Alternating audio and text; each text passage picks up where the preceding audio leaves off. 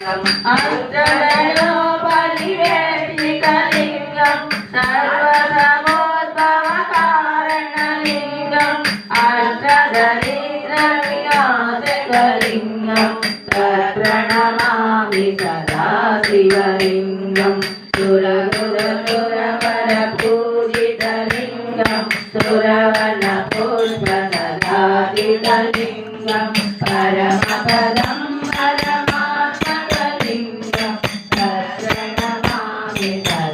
शिवलिङ्गं सुरगुरसुरवरपूजितलिङ्गं सुरवनपुष्पसदाचितलिङ्गं परमपदं परमात्मकलिङ्गं तत्प्रणमामि सदा शिवलिङ्गं तत्प्रणमामि सदा शिवलिङ्गं लिङ्गाष्टकमिदं पुण्यं यः पठेत् शिवसन्निधौ